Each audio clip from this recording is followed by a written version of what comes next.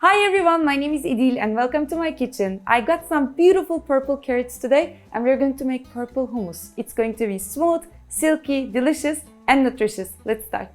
First off, we're going to peel and chop some purple carrots. And here I have a pan with water inside. I'm also going to put the heat up and bring this to a boil.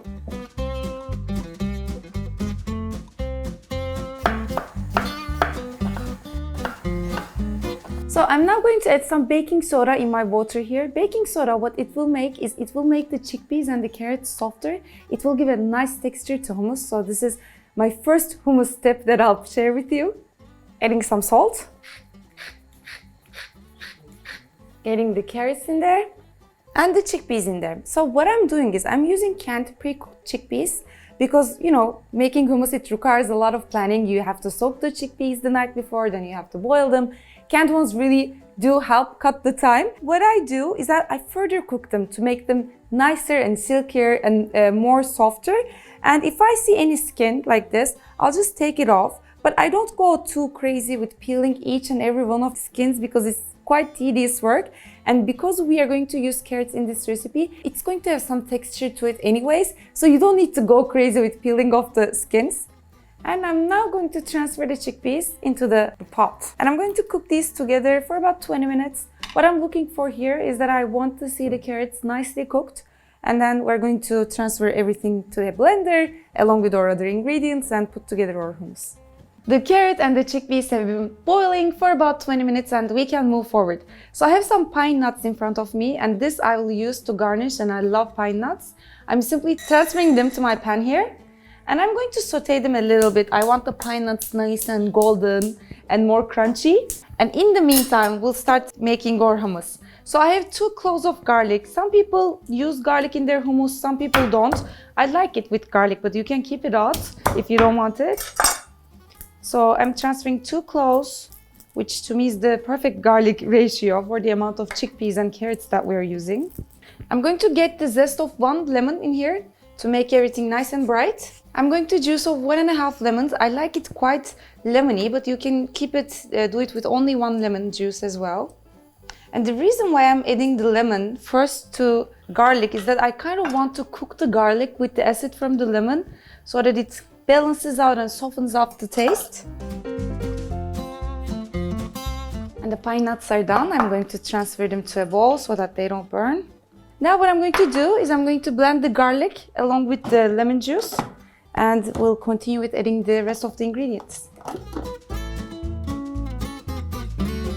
I'm adding in about 3 tablespoons of tahini. And you can always taste it before serving and add a couple of more tahini if that's what you like. I'm adding some cumin, which is a must for hummus. I'm adding about 1 teaspoon. I'm going to get in some olive oil in here, about I'll say 2 tablespoons. I'm going to give this another go at my blender. And then we'll add the chickpeas and the carrots. And now I'm going to transfer the chickpeas and the carrots into my blender. It can be a little watery. As you can see, I didn't drain them completely. It's as if putting pasta into the sauce because that water will help this hummus have a more silkier and smooth consistency, texture. Once again, through the blender.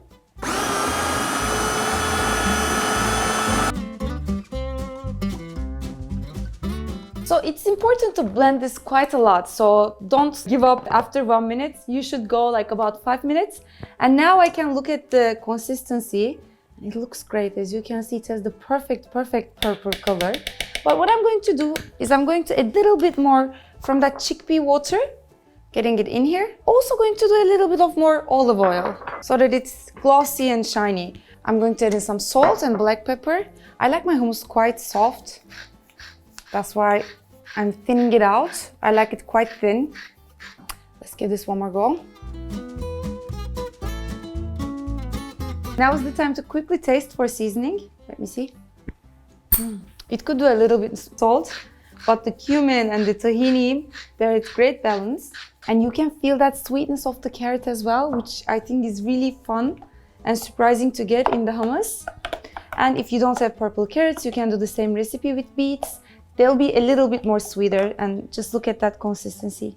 So this would be without any texture if it weren't for the carrots. So if you're only making this with chickpeas, if you use all the tips that I've shared with you during this video, you will have a hummus that's like super silky.